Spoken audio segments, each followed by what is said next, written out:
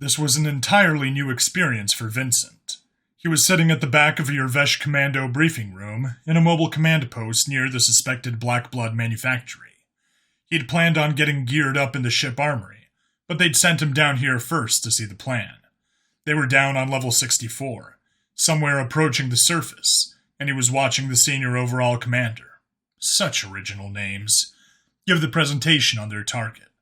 Someone had tipped off patrols about more serious than usual drug activity in the region, which was odd since crime rates in the general area were actually down, so patrols hadn't swept in months. To Vincent, that meant someone was suppressing gangs to try to keep the attention off of them. But the commander's opinion was the locals were too stoned out of their minds to commit any crimes.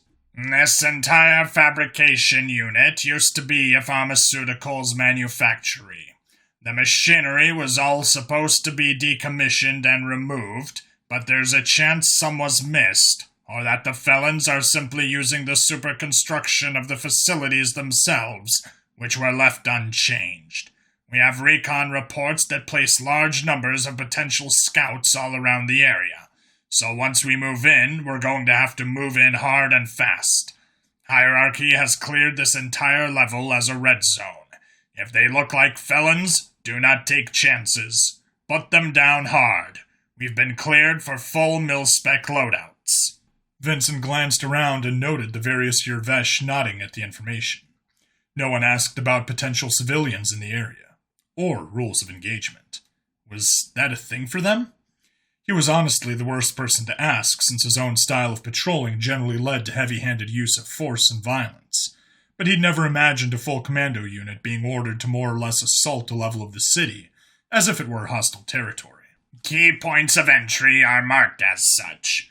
There are 4 landing pads that not only appear to be in good shape, but show signs of use, meaning the felons could possibly have technical-grade fighting craft to use against us. There will be mil-spec gunships in AO, who've been given clearance to destroy any unauthorized craft in the area. But so far, we haven't seen any. Once your assault craft lands on the designated pad, each team has a separate entry point. Alpha and Bravo will take the first floor.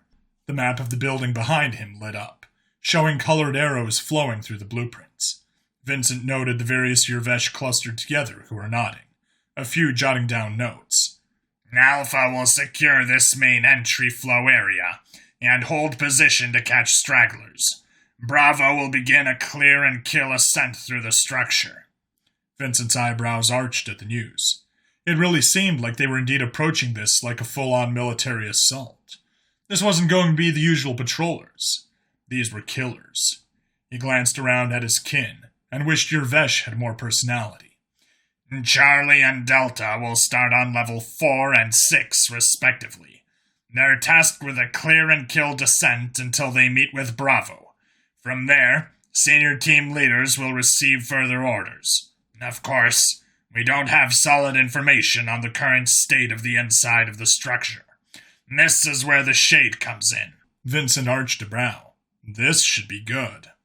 The commander pointed back at the map of the building as the various arrows vanished, and instead a lone dot moved up the single path leading into the structure from the next level over. The shade will be sent in ahead of the main assault to gather as much intel as he can in real time before he's killed.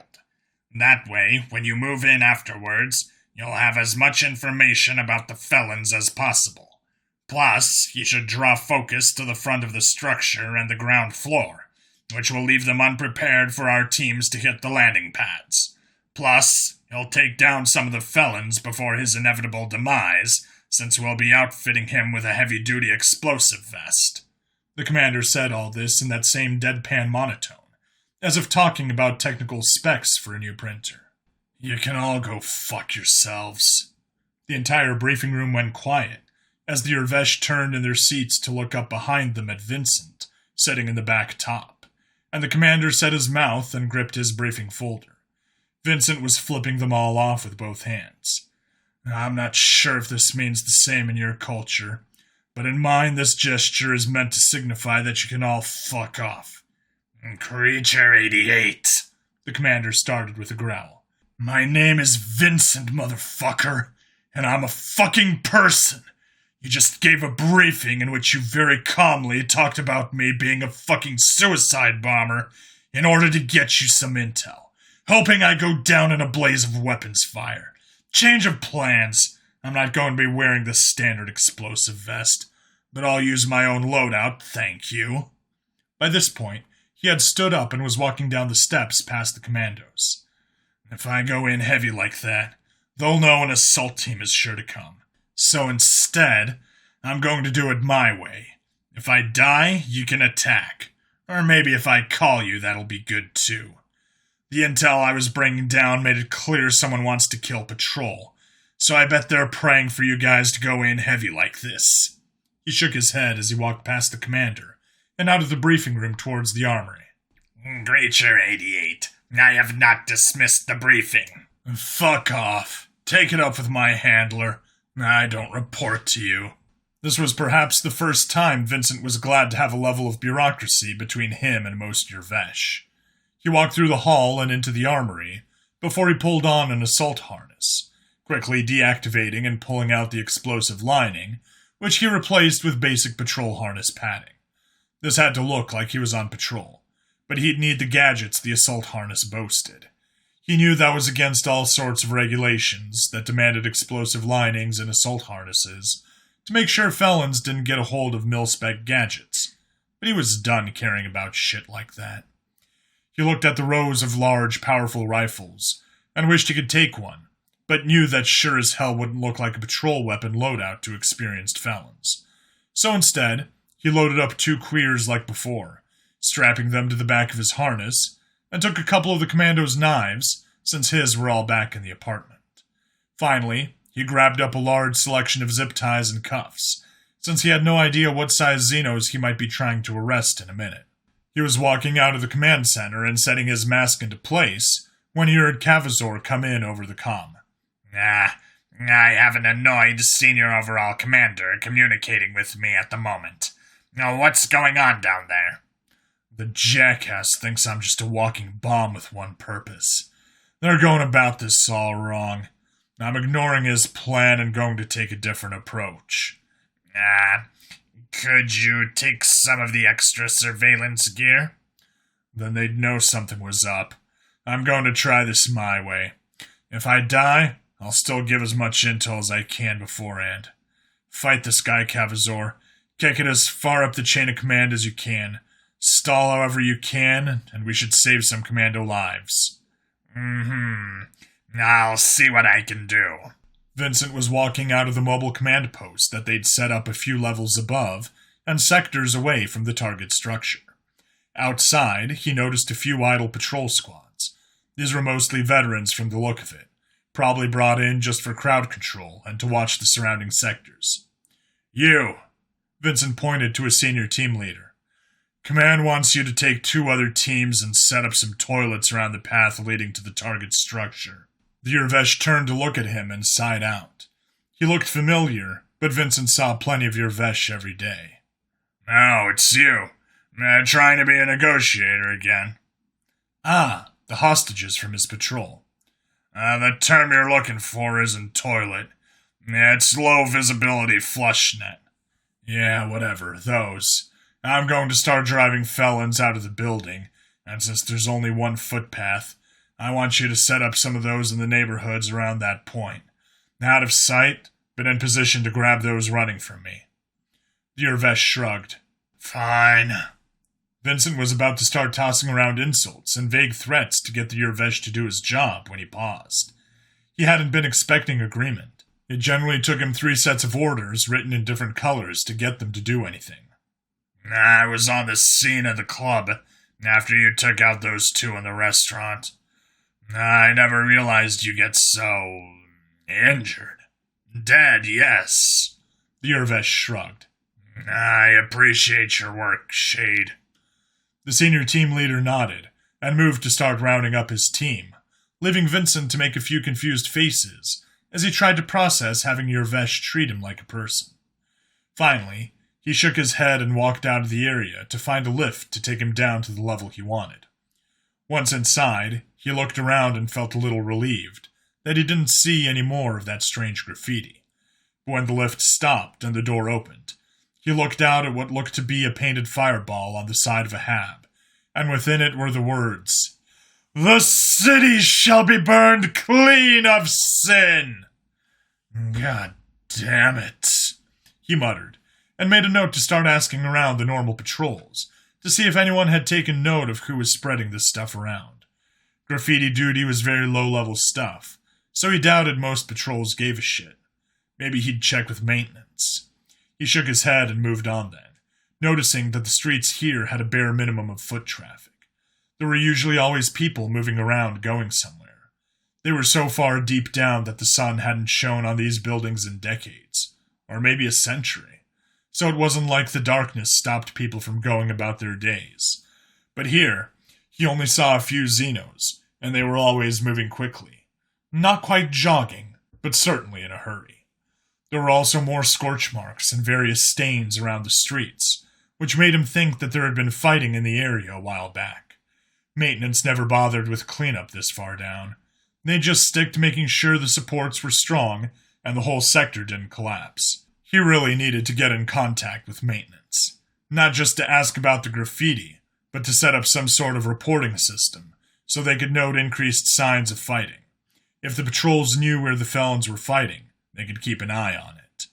Then he saw the walkway leading out across the bridge to the large pharmaceutical building that was the target. There were 2 Roviks standing guard out front, but it didn't look like he was expected.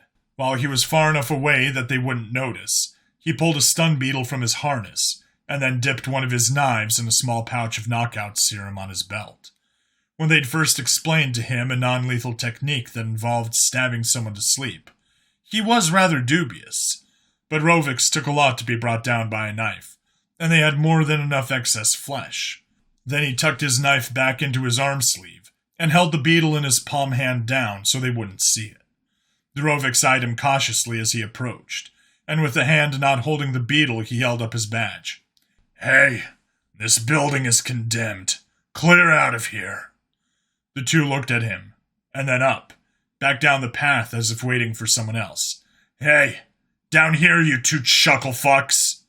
He reached up and slapped one of them with his badge, which made the much larger creature flinch and back up in surprise. "I said that building is condemned. Clear out. Are you looking for some friends?" He glanced over his shoulder. No. But shouldn't you be?" one said, obviously very confused that Vincent was here alone. "Why? All I'm doing is clearing out vagrants. Get moving!" He jerked a thumb back down the path as he clipped his badge to his belt again. They looked between each other, and then Vincent, before one of the 4-armed beasts pulled an older-looking comm unit from his own vest. "Let me just ask."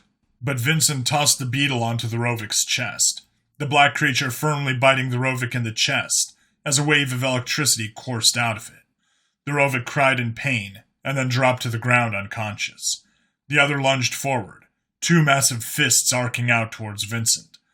But he was prepared for such an obvious attack and ducked under it, pulling his knife free and jabbing it into the Rovik's outstretched arms. The creature howled and pulled back, starting to lash out with all 4 hands now. But Vincent could easily slip away and duck beneath the careless attacks, focusing on cutting and stabbing those outstretched arms, their thick skin ensuring the cuts were all minor. But he noticed the felon slowing down. The serum was finally kicking in as it staggered forward, and then collapsed. With both of them down, Vincent picked up the old comm, holding it up as his mask analyzed it and found the broadcasting frequency. So far, nothing was being sent, which meant they didn't know he was here. Stepping over the bodies of the sleeping Roviks, he pulled his magnum free with one hand and walked up to the main door. He pressed on the large metal door, but it didn't budge. Then glancing around, he noticed a smaller opening to the side. This one was open, and he stepped inside. The main lobby had one of those corporate statue things that he never understood, back on Earth or here in the city. There were 3 levels he could see, and a whole mess of felons. There were chairs, couches, crates, males, females, booze, lights, music, and smoke from cooking. This was a whole camp, really. So, He lifted his magnum into the air and fired off a round, which made most of them gasp or cry in surprise and fear. But he had their attention quickly enough. "Attention, vagrants! This building is fucking condemned! Get the fuck out!" Most were staring at him in surprise, and he noticed a few were looking around the area, as if trying to see where the other patrol were. "What the hell are you all standing around for? Get your asses moving!" "Shouldn't there be more of you?" asked one of those howler monkey Xenos he'd seen before. "Sorry, there's only one of me. I was born unique." "I mean, more patrol!" "For what? Clearing out some shitbags out of an old building? Don't fucking flatter yourself." The Xeno was obviously confused. They'd been expecting a big attack then. He didn't see many weapons, but there were an awful lot of crates scattered throughout the lobby. "We aren't leaving!" The howler stood tall, a good half-meter above Vincent, and crossed his arms. "You'll have to make us!" "Fine." Vincent stepped forward and kicked the howler right between the legs as hard as he could. There was a half-second of shock on the monkey's face, before he crumpled to the ground and puked. Good to know their anatomy was similar. When Vincent saw Vernek on the second level, moving for a crate, he shot the box, making everyone jump and the Vernek stop. "You had your chance to get your things. None of that. Out, out, out!" He then pulled 2 discs from his harness, activating them as a sound his shitty ears couldn't pick up began to emit. The Xenos in the building began to gasp and cry, clutching at their ears as he tossed one disc up to the second level on his left, and the other to the right. This finally got the felons moving as they began to scurry down and out of the building to escape the noise. He saw Arovic rushing towards him from the side with a Tybar cannon in 2 of his hands, but Vincent just shot him clean through the head, stepping aside as the body slid across the floor. "And don't fucking fight me! I'm just getting your sorry asses out of this building," he called out, but it might have been lost on the Xenos rushing for the door. Even the howler he'd kicked was crawling for the door at this point. If everything was going according to plan, then they'd be rushing across the bridge, only to get scooped up by the waiting patrols. Vincent calmly replaced the 2 rounds he'd used in his magnum, as he finally heard something over his comm that was being picked up on the felon frequency. "What's all that noise from downstairs?" Sir, the shade is here." "Excellent. Then the attack has begun." I don't know." "What do you mean?" He just keeps telling people the building is condemned and is ordering us to leave. He isn't even arresting people." There was a pause after a second. "What?" "I think he's just convinced we're vagrants." "That fucking shade ruins everything. I was sure they'd have followed up on the tip." "Should I arm the explosives on the landing pads?" "No. You know how unstable the explosives are. If this is just the shade being a pain, I don't want to risk losing the landing pads. Go kill him!" "Should we let him find the Black Blood facility?" "No! Just fucking kill him! I'm not going to bother packing that all up until they send commandos to raid the building so we can kill them in the explosion." "Yes, sir. He just has a patrol harness, so this should be simple." "Get it done." Vincent looked up at the ceiling. His mask had figured out one end of the call was coming from the top of the building, while the other was on his level but at the back of the building, behind the lobby and away from the noise. Vincent quickly tapped into his own comm. "Handler." And don't broadcast near those noise emitters!" "Oh, sorry. Forgot." He quickly jogged through the lobby into the rooms behind it, finding an old locker room. This better? Much.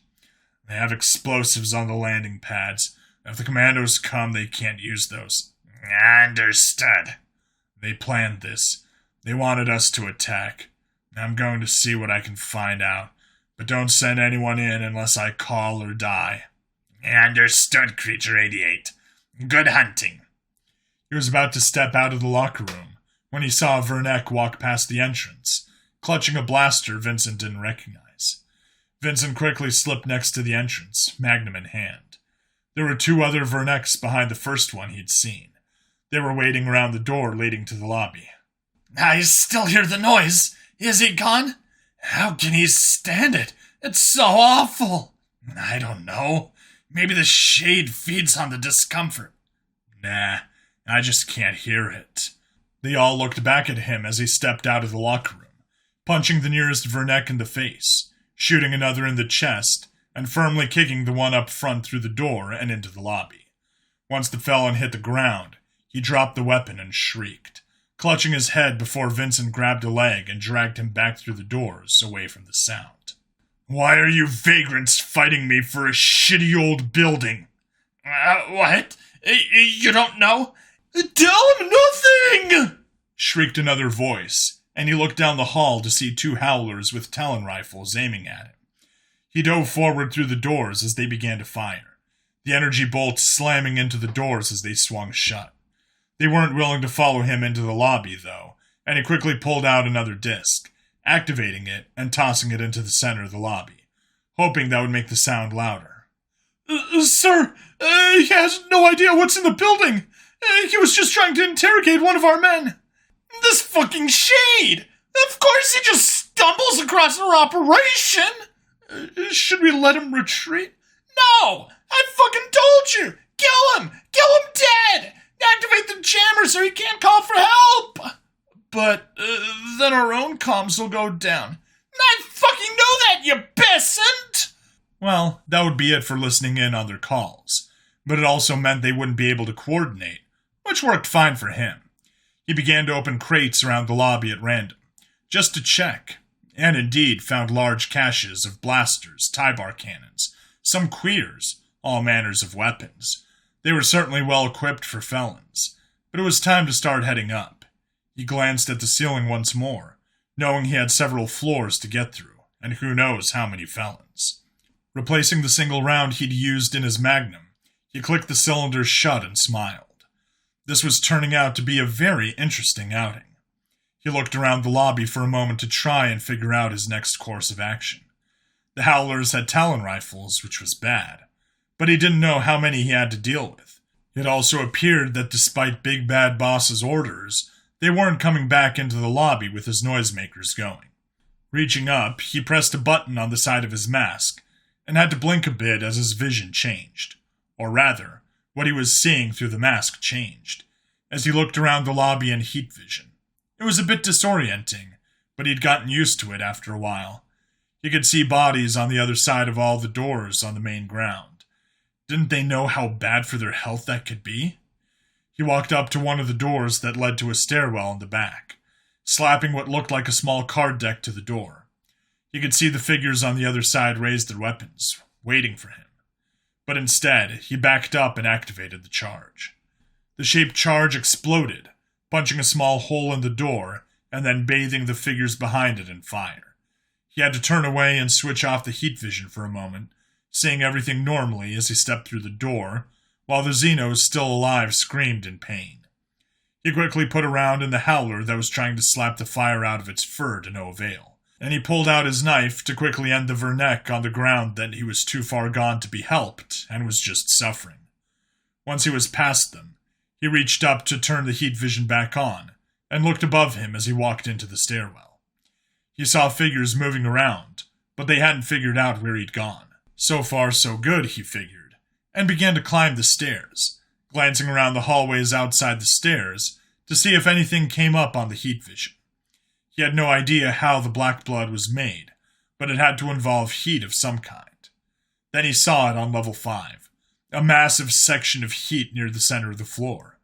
It seemed like some sort of large room that was generating all the heat, and bathing everything else around it so the contrast wasn't very effective for his mask. He turned the heat vision off and returned to normal vision, as he slipped through a door to take him closer to the heat blob he'd spotted. The halls around here were empty, and it seemed like they'd made the mistake of sending everyone down to surround the lobby. While the felons were well equipped and obviously prepared for some big fight with the commandos, they weren't actually all that well trained. It was something he'd have to point out to his superiors. Slowly walking through the corridor, he kept alert for any stray guards he hadn't noticed on the heat vision, but no one challenged him yet. He finally found a door marked Central Lab, and quietly opened the door to slip through. Inside, he noted the significantly higher temperature, and glanced around at a multitude of various lab equipment. There were large vats of a reddish-black liquid that was going through some sort of heating chamber. He heard movement, and quickly tucked himself into a corner to try and see if he could learn anything. We really need to move this operation soon if the patrol are onto us. I don't see the point in staying here as bait. They'll still raid the building, won't they? You'll get the chaos you desire, but if we don't start dismantling this equipment, it'll all be lost. He could see some small rodent-like xeno with a white lab coat on. It had surprisingly large eyes and a long tail that overall made him think of a mouse character from some children's book or movie. It was only about as tall as his chest, which helped the image. What didn't help was what looked like bloodstains all over the otherwise white lab coat. Following after the mouse was another Rovik. This one had plenty of scars crisscrossing his face and arms, and likely even more beneath the synth suit it was wearing. It looked mil-spec. We want them to think this operation is purely about the black blood until it's too late. If we moved our gear out, they'd suspect something, or they'd simply send a smaller team. We want the biggest response they've got. That shade is here, you know. There's a chance he'll find us first. I can't help the operation if I'm dead. It's one creature against my entire team. Do you think it's easy keeping all those grunts in line? I'm not scared of a pathetic little soft skin. It's the size of a Vernac. When have you ever seen a Vernac beat anyone bigger than it? Not everything small is powerless. The mouse obviously wasn't impressed by the Rovik, despite being small enough that the large Xeno could easily crush it underfoot. Spare me, the Rovik snorted out. Now why did you bring me down here? The mouse nodded and waved for the other Xeno to follow him over, to what looked like a large fridge. The area around it was surprisingly warm. This equipment isn't very efficient. It generates large amounts of heat trying to keep the subject cold. I'm starting to see deterioration where there shouldn't be any. It pressed a few buttons and the door opened up. From his hiding spot, Vincent nearly gasped out loud as the door swung wide. Inside was a body. A human body. It was Brian from the memory. Yet, he looked, and the body had both hands. There were all manner of tubes and wires running in and out as he noticed blood flowing from the sides of the fridge, down into some lab gear. See? This is one of the creatures similar to the Shade. Does that look impressive compared to me? The Rovik prodded the body with a hand, and it didn't react. Please don't tamper with the husk. If you'll notice the vein discoloration, the skin of this creature is dark brown, but the veins are starting to appear through the flesh. That shouldn't be happening. Is it slowing production? No. I'm unsure if this is a result of being a husk body without a soul, or is simply a side effect of the treatments to increase blood creation. The Rovik waved a hand dismissively. Now what do I care? The quality of all products has diminished since the original was lost. Whatever supplements our benefactors were sending kept this sort of thing from happening. I'm concerned that this is somehow tainting our product. The Rovik laughed out at that. You aren't a chemist for the Union anymore. We're selling this shit to junkies and lowlifes. What do I care? The test subjects you gave me, well, before their termination, they were experiencing strange hallucinations. They spoke of visions that sound apocalyptic. The ravings of drugged-up lunatics. Except they all shared themes. I kept them separated, and they were all speaking about flames and shadows, sins, something called a phoenix, a shared hallucination.